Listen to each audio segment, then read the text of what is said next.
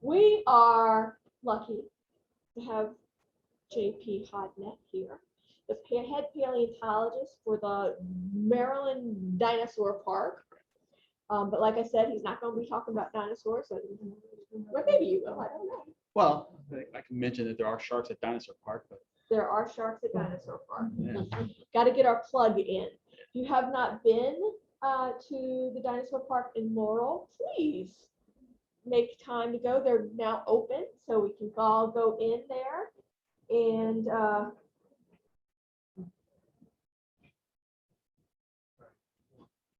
and see that. As I mentioned before, sharks have been around a long time. Most of what I guess a lot of what we know about sharks came from various types of fossils. The oldest shark I think I can think off the top of my head is at least maybe about 500 million years old, based on just scales. So if you were looking at the scale display, that's a great example of kinds of fossils we can find as sharks. So thanks for being here. Your brains, you'll be much smarter than the people who left before you. So nanny boo boo for them. And this is going to be a great presentation. I can't wait to learn from you about Godzilla Shark. Thank you. So hey everybody, yeah, thank you for having me. My name is J.P. Hodnett. I am the paleontologist program coordinator with Dinosaur Park. It sounds kind of strange. I consider myself a shark paleontologist, but we do have sharks at a dinosaur park. There was some discussion about nurseries, shark nurseries, and surprisingly, the sediments we find dinosaur fossils also claim evidence of a nursery near Laurel of ancient sharks called hybodonts. The other thing, I am also the part of the paleontology team with the National Park Service, where my job is actually go out to national parks to specifically look for shark fossils. So I have a very awesome career, actually. But I'm going to talk about something that actually literally changed my life and career, which is the Godzilla shark. We just announced the Godzilla shark earlier this year in April. There was a huge to-do when we first came out because this shark has been a passion of mine since 2013 when we first discovered it. So let's kind of get into it. All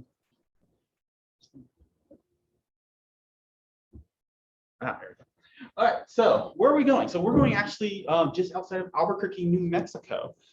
Very people think about how many of you have ever actually traveled to the American Southwest? I'll forget a few of you. It's hot, it's dry.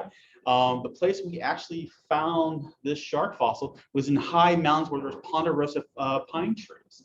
So it's not exactly what you can think of when you try to find fossils of sharks. We, being Marylanders, when we think of shark fossils, we are going to what? Calvert Cliffs, right? We're looking along the beaches. We're picking up shark's teeth. It's a whole different game when you go out west. You have to go to places that are more extreme in terms of the environment and places you don't think you will find sharks. But right outside of Albuquerque, New Mexico is a place called Kinney Brick Quarry. It's a privately owned quarry where all they do is just dig up clays and limestones to crush down and to make industrial bricks. Surprisingly, that the rocks just below where they're interested in collecting all this material to make stuff out of is a fantastic fossil bed. When you actually look at this site, it's actually an open space quarry. Use a lot of heavy machinery there occasionally. There's a high wall that's about 3 or 4 stories high, which can also be dangerous because these rocks can fall and crush you. So we have to be very careful when we're extracting. But what happens is these heavy load earth moving machines, they come in, they scrape the surface up, they take out what they want, and they get to a certain point where those rocks have no commercial value to them. But for paleontologists and fossil collectors, it's the most fantastic bed you can think of. Because at this site, it goes back to at least since the 1960s when we were finding fossils. The first fossils were actually discovered in 1961 by an expedition by the Smithsonian and the U.S. Geological Survey. And they found a number of plant fossils and a couple of fish. And then over the years, from like the 1970s and 80s, a lot of universities across the country, including the Smithsonian, the Carnegie Museum, the University of Kansas, they were highly interested in these fossil beds because these beds preserve fossils in not only in partially 3 dimensions, but in near perfect conditions. You actually have the outlines of fish. You have the soft body tissues of insects.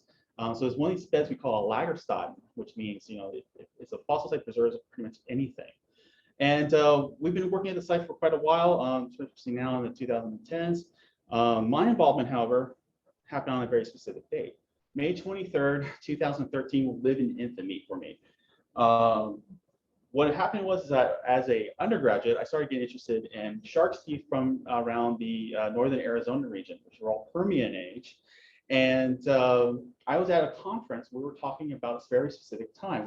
We're talking about the transition of life from the Carboniferous, or the very end of the Carboniferous, into the Permian. So we're thinking about the last 300 million years to about, let's just say about 260 million years. This little type span of time, and a lot happened during that time period. This is when Pangea, the supercontinent, was starting to collide, and it's changing things globally. And this conference was there to discuss all those changes, all different forms of life.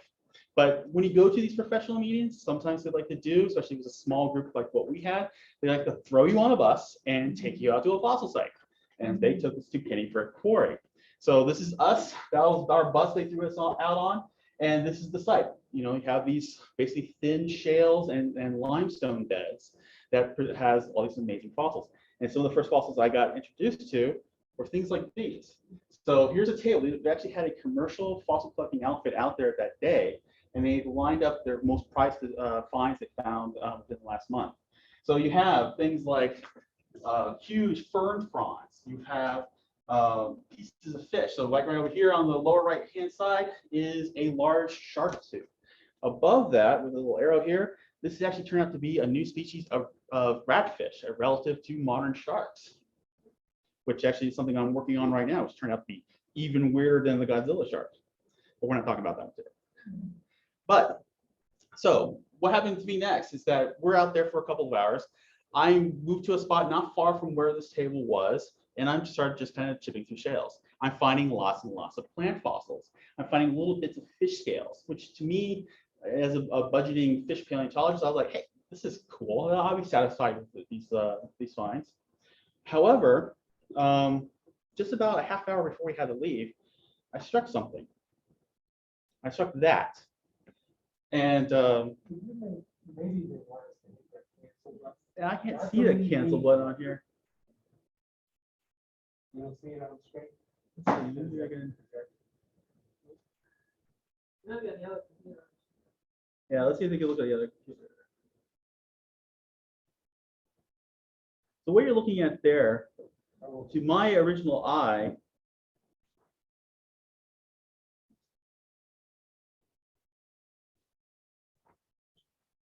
so what you're seeing here, right on top of here, kind of like what we thought actually was a femur bone.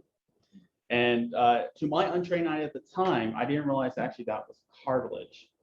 Shark cartilage is extremely rare in terms of fossil record. You rarely find it in most sites. If it's a very mature animal, you have a higher chance of being preserved because they tend to be more ossified. And in this case, when that flipped, we thought it was actually the limb bone of a tetrapod. So a tetrapod is basically any living, land-living animal. So right off the bat, we thought either it was like a reptile, maybe it was some sort of really large amphibian. But up to that point, no large land-dwelling animal has ever been collected from this site. And oh, here goes Donna. Why can't we get this open? Hold on. We haven't got to the good part yet, so we're okay. So this was a shallow inland.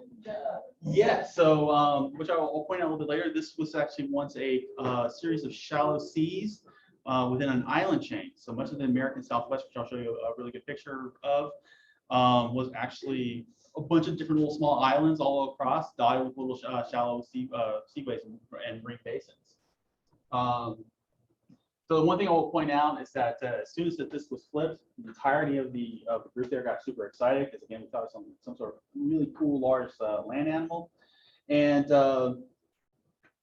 me personally, I thought, oh, this is fantastic. If there were people who study those kind of creatures there, maybe they're going to study it and maybe they'll name it after me. You know, so something like giant amphibian Hodnett eye. You know, Hodnett's giant amphibian. But that wasn't the case the next day. What wound up happening is that, like I said, this was happening like a half hour before the rest of us all had to leave. And what wound up happening is that instead of going to the rest of the meeting, I wound up going to the museum collections, working with a Russian colleague of mine. We're just talking about fossil sharks. And the guy who stayed behind to help collect this fossil, because again, we had a commercial collecting outfit right there, right next to us. So we had a team of museum specialists, and we're like, okay, we need to get this in hand before it got sold off for hundreds of thousands of dollars. So the head of the dig essentially came up with a huge smile on his face, and what he had was a tray of basically extended bedded shales, and he had the impressions of this fossil in this tray. And he said, you know what, JP, what you found was not some sort of large amphibian or large reptile. It was actually part of a shark. And what he had in the tray were the impressions of the dorsal fin spines. So other parts of sharks that can fossilize really well are these dermal elements that, I don't know if that's what you want. that works. All right, so we'll go back to here. And go there. All right, so he had this tray, and he said, yeah, so they have these huge dorsal fin spines. And he pointed out, yeah, it's from a large shark.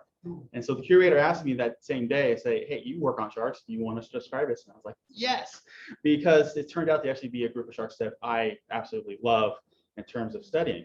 So this is what it looked like back in May of 2013. 2 years of prep work, it looked like this. Yeah.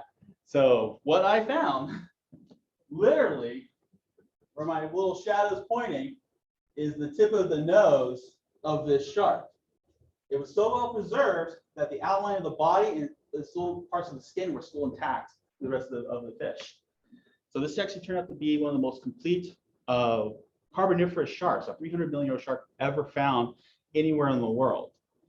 Predating dinosaurs. Predating dinosaurs. So yes, 300 million years ago, dinosaurs didn't show up until about roughly about 250 to 55 million years. So there's quite a bit of gap between dinosaurs and this particular shark.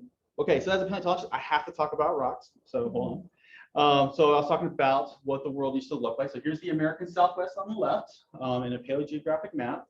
And right where it says KBQ is where the site of the Godzilla Shark was found. Again, it is an island chain. So there's a whole series of islands cutting through lots of marine basins. And a lot of these marine basins, of course, all have like fossil fish and other marine organisms. And this is during a time when the seaways are actually kind of receding a little bit. So actually more land was being revealed, because as you go with the geology, here's another side of the quarry. One thing I want to point out is that there's different color tones at the quarry site. The lower bed right in front, near the front, is kind of a tannish color. That tends to be more of a lagoon facies. And then the grayish beds are actually more of a riverine or fluvial bed. So these there's actually an evidence of essentially a river dumping out into a lagoon. And the way you look at it in terms of our stratigraphy, the lower beds are part of the lagoon series, and then the upper beds are the riverine series. So you have basically the marine beds are starting to drain away, leaving behind a river coming over and dumping sediments. And basically, I love this picture because it kind of shows exactly how we're getting all these cool fossils. So you have water dumping into another body of water. So you have freshwater things getting washed out into a marine lagoon. But then you have all these trees and things on the outside. So if you ever go to a beach, there's trees everywhere. And a lot of that vegetation is getting dumped into the system to be covered up with sediments. So talking about vegetation, the most common things you find out there are fronds of tree ferns, or tree ferns. So particularly of Dracopristis, which is pretty widespread across the United States in terms of fossils. We also get evidence of conifers and also giant horsetails. So they're actually pretty prevalent at this site. But since I'm not really know much about plants, I won't go into too much details about them. Invertebrates, there's actually a really rich record of invertebrate animals there. The fossil on the left-hand side near the top, that's the most common invertebrate fossil we find there. It is a bivalve called Dumbrella. In fact, it's so specific to that layer, it actually really defines that horizon. So anytime you find these Dumbrella beds, you found a specific basically geologic layer. We also have orthocone nautiloids, basically squids with really long pointed shells. We get really cool shrimp that are actually related to some of the mantis shrimps we still see a lot today. a whole variety of arachnids. So the thing on the left there is actually related to what we call camel spiders. Have you ever seen pictures of those? They're kind of gnarly looking. They're very common from where I grew up and out in the Southwest. And then the two objects actually is the part and counterpart to a new species of spider that just recently described. So really cool arachnids. And of course, we also have insects. So on the right there, we have a fossil cockroach. In fact, the cockroaches are so detailed that you can actually do biostratigraphy with just cockroaches, which I never knew until our recent paper we just came out with. We also have relative to modern mayflies. And then, of course, there's a whole slew of vertebrates. Up until the discovery of the Godzilla shark, the largest shark there was a shark called Cobolotus. It's just barely over a foot long. And that was considered like the king of the seaway at the time. We have a number of individuals of this shark that I'm sending through right now. The reason why I have it as Cobolotus spa means that we're kind of looking into the species designation of it. We think this actually might be a new species of Cobolotus. The shark on the left there on the top, that actually is the first female that was found there. She's a large individual. And the one below is actually a male. And the small arrow pointing there is pointing to its clasper. So that's how we know it is a boy shark and not a girl shark. And as part of the paper that I described about Godzilla shark, I also described these teeth here. This is from a larger shark. It's called Glycmanius. Glycmanius is a species of shark that spread throughout the North America at this time. It's very common in terms of late Paleozoic sharks. And this shark is probably about the size of maybe like a tiger shark. So we're talking about maybe the 10, 12 foot range. We also get very big shark boots there. So yes, we do get quite a few coprolites there. We get narrow-bodied fishes, and as well we get deep-bodied fishes, a whole different varieties, and a lot of them are really well detailed. Some of them still actually has like what looks like stomach context still inside their guts, and a lot of things are eating things called concostrations, which are tiny little like shrimp or clam shrimps. We get coelacanths. A lot of the coelacanths there look kind of like they've been run over by a truck. But every once in a while we do get a complete one and has a beautiful head. This is actually a new species of coelacanth. Tetrapods. So we do get land-based animals. All of them are amphibians so far. This group of amphibians called the tindospondyles. They're not much bigger than either my thumb or the palm of my hand. So they're all little things. However, recently, this guy was discovered. So this is called Dracopristis. This is very similar to a facillin, which is these long-bodied, almost snake-like amphibians. This specimen is really cool because it's now at the Smithsonian being ready to be described. But let's get into the Godzilla shark. So again, the Godzilla shark, its scientific name is Dracopristis hoffmanorum. So it's the Hoffmans, which is the family who owns Kennybrook Quarry, dragon shark, which is the binomial or the two parts Greek name. So Draco is dragon and Pristis is Greek for shark. This shark is almost 7 feet long. So this is, for me, it's the largest fish fossil that I ever found. And we first described this or announced it in April 2001 of this year. And there was a lot of data that we got from this. So when we first started looking at this shark, the first thing that caught my eyes was its teeth. The teeth here are very much different than what we consider your normal, what we call coelacanth tooth type. Coelacanth teeth tend to be usually like really, really tall and very pointed. This shark here had actually more low crown, more broad cusp teeth. The other thing we found out is that it also retained its teeth. So for people who look at sharks, especially people who want to find shark fossils, sharks tend to shed their teeth throughout their lives. This thing kind of did that, but at a much slower rate, and actually retained its teeth. So it's part of the samples we took to see whether there were the types of scales that this shark had. We found it actually had baby teeth still stuck in its skin. So what it does is that it will shed its teeth, get to a point where we call the functional position, and then what it had, instead of falling off, which most modern sharks do, it actually goes into special grooves on the outside of the lips and continue growing down. You have whole bands of teeth, almost like a tooth beard in some of these types. Very gnarly looking.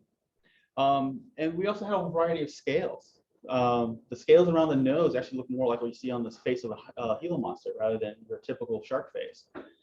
They're very stellate, meaning they look like kind of like star patterns. But then when you go past the head, they tend to look like leaves with very pronounced ridges on them. So they're not quite the same as you see in modern sharks, but they're still starting to see some of those modern shark features. And one thing we're so amazed about the completeness of this shark. So above is the photograph. We did a surface scan, which is the middle picture there of the whole block. And then this is kind of our interpretive drawing over everything. We have the complete body outline of this animal. So we know what this thing looks like. And this is our X-ray vision of what the shark looked like. It had a very broad bulldog-like face. This thing was made to bite something and crunch it hard. It had huge dorsal spines on it, which first was the thing that told us that this was a particular group of sharks called tenacants. Tenacants are known as the comb spine sharks. They've been known for hundreds of years in terms of the fossil, the paleontology history of studying sharks. And the other thing, Looks like a spinal cord. there is a spinal cord. So instead of having like a vertebra, which you sometimes will find things like megalodon vertebrae in the Cowart-Cliffs area, what they have is actually it's just the neural spine. So it's a little jagged part that runs along the notochord. So notochord is the stiffened cartilaginous rod that sits from basically the back of the head all the way to the end of the tail. So that's all it had in terms of that. It had very flexible pectoral and pelvic fins. So this shark suggests to us that feature that this thing wasn't moving fast like a mako or anything like that. It was probably slow cruising on the substrate floor. And most notably, one thing we notice is the end of the tail. It's very bizarre. It has one enlarged single fin ray on the lower lobe, very stiffened. So, and it actually jutted out at an angle. We don't see that features unless you look at things like angel sharks. Now, anybody ever seen a picture of an angel shark? So angel sharks are flattened bodied sharks. They have big pectoral fins, and their tails are weird in that they also jut backwards, and they cruise along on the ocean bottom. Now, their flattened bodies, they actually able to bury themselves. There's a famous video of one of these things reaching up and grabbing a horn shark and trying to swallow it, but then the horn shark swims out because it has the spines on its dorsal fins. And now, besides the big shark, we're now recognizing we have juveniles. So this one specimen was originally thought of to be a different kind of shark called a xenocant. Xenocants are prehistoric freshwater sharks. But when we started looking at the details of the specimen again, one realized the cartilages didn't quite solidify to be an adult. As a shark matures, the cartilages become hardened or much more hard. They don't look like little bricks stacked upon each other. And then the brain case area looked identical to the adult. So we were basically saying, you know what, this is not a freshwater shark, this is actually a baby Godzilla shark. So we know these things are actually living in this lagoon probably through most of their lives. In terms of our reconstruction, the reason why we gave it the name Godzilla Shark, there's actually a two-part of the story. One was timing. So when we first did some research, we took the front end of the shark fossil, we stuck into a CAT scan at a local hospital. The day we did it was the same day that the Godzilla movie, the more recent one, first came out. So we were like, oh, hey, this kind of looks like a Godzilla. It's a Godzilla shark. But also, as we were studying it more, it came to be a better name anyway, because both Godzilla and the Godzilla shark have these really blunt heads with these really gnarly crunching teeth. There's huge spines on their backs. The face on the for both of these animals have like these kind of like Gila monster-like scales. So it was a very apt name. And the other thing is that compared to everything else in terms of the fishes that we find there, it's monstrous compared to everybody else. Most of the fishes there are much bigger than the palm of my hand. Even the little foot-long Lotus would be a dwarf compared to Godzilla shark. So it's a Godzilla shark for its region, but not necessarily because it's monstrous compared to other sharks. But getting into tenacants a little bit deeper, there are some monster, really true Godzilla form type sharks. So what can you do with a body like that if you have a complete shark? Well, we can kind of refigure out the shark family tree. So this is actually an artist rendition, a more fanciful region by an artist who's a friend of mine named Ray Troll. And there's actually two major branches in terms of the cartilaginous fishes. Will anybody know those? Did you guys actually talk about that today? There's a branch called the elasmobranchs. Elasmobranchs are the sharks that are true sharks, or rays and things like great whites. Then there's also the ratfish lineage, or the holocephalids. There's actually more of a complex name called Euchondrocephali, which actually is more complex. It includes things like the world true shark, like Helicoprion, weird like parrot-like fish sharks called pelodonts, which we actually find them actually here in the Panhandle of Maryland. And then we also have, of course, the true ratfish. But we did the statistical method, and we're trying to like, okay, what does it fit in terms of how does Godzilla shark fit in terms of the whole family tree of sharks? That's the scientific family tree on the right there, and the two circles point out two things. So we have basically the family that includes the Godzilla shark, called the Tenacants, and it's a sister group. So I mean, they're really close together to the modern shark lineage. So this is actually, you can interpret as being a sister group to all sharks we know of today.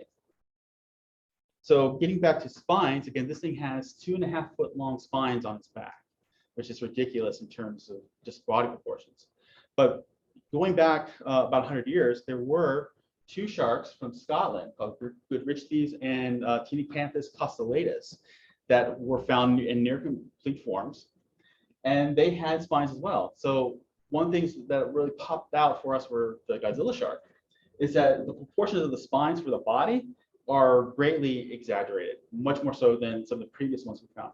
Goodrichthys is about the same size as the Godzilla shark, but it has dinky little spines. They're literally this tall for a shark that's about 7 feet long. And then Tinacanthus costellatus has elongated spines on its dorsal fins, but not as elongated. In terms of scale, so what I'm going to talk about real quick now is just kind of like where I'm going with what I have now for a Godzilla shark in terms of data. The idea is to kind of, let's start comparing it to other Tenacant sharks. Here's a human scale, just giving me an idea of like how everybody is related towards size. So most of these are going to be 6 or 7 foot long sharks, Tinacanthus being a little bit smaller. But then I have this little guy, which I worked on as part of my master's project, and it's under 10 inches, and that's an adult. So this is a dinky little thing. We call it Mela. It means Maisie's lament. It's a joke, a lab inside joke for another fish paleontologist who loved to study brain cases of sharks. He probably was a shark and zombie enthusiast, so they're always out their brains. But this specimen had a really badly beat up brain case, so we couldn't really do anything about it. What's fun about this specimen is found in Montana. It's a little bit older than the Godzilla shark. It was found on a slab that was actually preserved with a shrimp, and the shrimp died eating this shark. So that's the reason why the shark skeleton's all spread out rather than being a nice complete animal. The site's called Bear Gulch. I'm not sure if you ever heard of it. It's a famous site where actually you get preserved sharks all in their entirety, very much like we get at Kinney Cliff Quarry. So unfortunately, it's like, okay, that one wasn't as exciting. It's a little guy, but this tiny little guy, which is an adult that's under 10 inches, it's actually related to this guy, Cyphotis striatus. So as part of my work I do with the National Park Service, as I mentioned, I traveled the national parks looking for fossil sharks. Recently, and in fact, I did a talk earlier, was it last year or earlier this year, about the fossils we're finding in Mammoth Cave National Park in Kentucky. We are finding shark skeletons in the cave with huge teeth. So it's indicating a shark, bigger than a great white. So Cyphotis striatus is another shark. We've known it for hundreds of years, and up until our finds in Kentucky was only known from teeth, but there was monster teeth. This is the maximum it gets. It's probably about 30 feet long, about the size of the basking shark that we've been talking about this evening. So, and this is an apex predator of its time. Another thing I've been working on before actually I even found the Godzilla shark, I was working on this thing. It's called Kaibabinator swiftace, another massive shark, probably about the basking shark range. This is actually the first time in this whole lineage of Paleozoic sharks that actually evolved serrations. So this is actually a shark that's very well adapted to eat other big fish. Now the question is like, well, what kind of other big fish are they eating? It's for me right now, it's either giant bony fish, which I might have some evidence of. The other option is other big sharks. Speaking of other big sharks, this is John Maisie of Maisie's Lament. And he likes to work with brain cases, even just little pieces of them. So he found a little piece, or actually somebody found a little piece of brain case of a shark, and he gave it to him. He used to be at the American Museum of Natural History in New York. He's now retired, but he's still pretty active in terms of research. So he scaled up this brain piece and realized, hey, there are monster sharks from Texas. And so he's standing next to this poster here. Well, I was like, hey, that's really cool, John. You know, and he actually wound up using the Godzilla Shark dimensions to help figure out this model they have of this illustration he produced. But at the same time, I found something also in the collection that's even older. So this is a brain case. It doesn't look like much like a hunk of rock, but this was collected from right in the Cleveland, Ohio area. And it's a coelacanth. If this thing lived with Dunkel osseus, have you ever heard of Dunkel osseus? It's a huge fish with basically a massive shielded cranium with razor sharp jaws. And of course, this thing is living with it. And if I go back,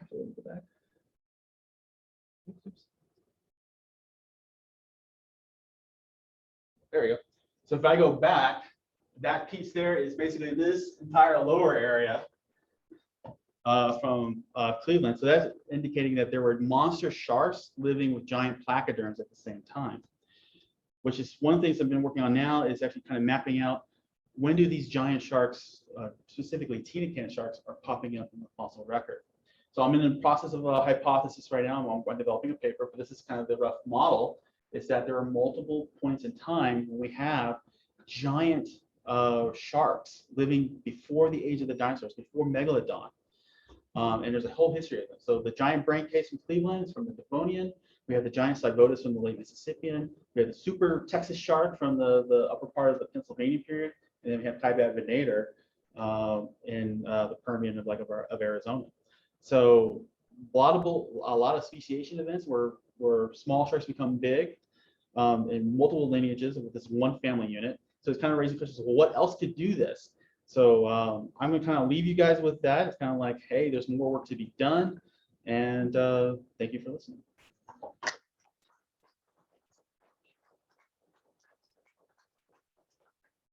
That's probably quite a famous quarry right now. Yes, it is. Now, it is a private quarry. So if you're ever in the New Mexico area, you do have to get permission from the landowner to do it, but they do allow people to come in there and collect occasionally, as long as you follow the rules, like stay away from the high wall so you don't have rocks falling on top of you. And there's also a group called Badlands Expeditions Limited. They're actually a group that are friends of mine. They actually run expeditions out there to collect stuff, and you can pay they'll give you the tour and you can collect whatever you want.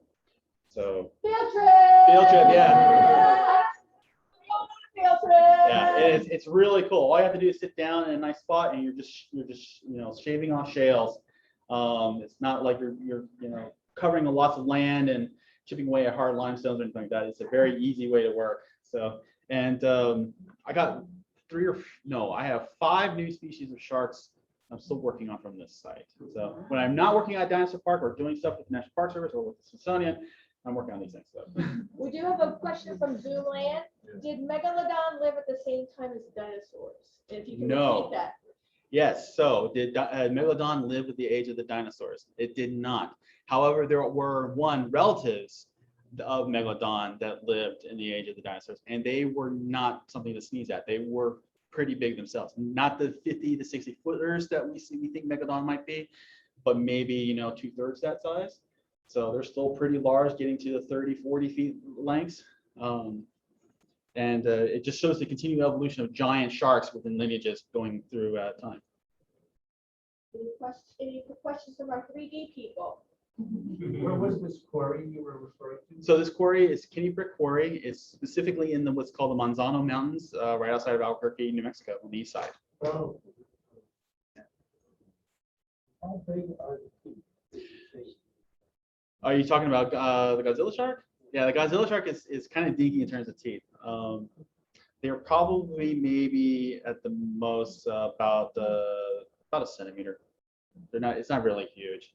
I know it's such a misnomer in terms of the name, but compared to everything else, it had huge teeth. That's actually the cool thing about studying these coelacanths. They had small teeth for their jaws. So when I'm seeing huge teeth that are reaching 6 centimeters wide, then you have to extrapolate the jaw length. So you're probably having jaw lengths are, far greater than any great white that ever existed on this planet. Probably rivaling things like basking sharks and whale sharks in terms of their jaw and skulls. So. Here's another question from Zoomland. Did you ever find pliosaur type creatures at the quarry or any places you studied? We have not found any pliosaur creatures at Kenny Brick Quarry. Again, these rocks are 300 million years old, so it predates all the giant marine reptiles. In Prince George's County, however, there are evidence of plesiosaur, pliosaur type animals. So you do find them in our region. You also find mosasaurs as well. And is the Godzilla shark bigger or smaller or the same size as Megalodon? It is smaller. And I have had the question, would a Godzilla shark take on a Megalodon? Probably not. Now, that being said, if a Megalodon swallowed a Godzilla shark, I do put forth that it would probably give indigestion to death to Megalodon because of those huge 2-foot-long spines. It would probably get caught up into the soft tissues of the inner gut, ripping it open from the inside out. So swallow with caution. All right. Yes, sir. Any idea what the giant spines did for it? Yes, so it's probably for defense or persuading the other predators from eating it, because there were at least two larger sharks within the fauna. So I showed you the teeth of the Glycomanius. Those teeth can actually get up to about 2 to 3 centimeters. So they're about 10 to 12 foot long sharks. So that's pretty decent size. There's another thing called Campuloprion, which is a relative to the famous bull-tooth shark Helicoprion. Campuloprion actually has a whorl that goes around this way. It's not a complete arc. It's more of an arch rather than a whole whorl, but it's like this long in some of the specimens I've seen. So that's a big predatory shark. There's only one jaw, so it's extremely rare in that assemblage. Yeah, it's at this facility. The one I'm thinking, well, they have an example of this. They actually have 3 examples of that shark but not from this site. The one I'm thinking of actually is at the museum in Albuquerque. Did the Dunkel of Colossus? he Well, yeah. So actually, there's actually something really cool. So in the Cleveland area, so this is Devonian, so it's about it's much older, so it's about 460 million years per se. You have these large Dunkelosseouses, but you still have these tenacants living with them. In fact, the specific family or the genus that gave the name family Tenacanthus is in that fauna. There's a specimen of a placoderm. Maybe it's not specifically Dunkelosseous, but it's still decently sized. That there actually is a spine jutted up right into the palate of this thing. They killed it instantly.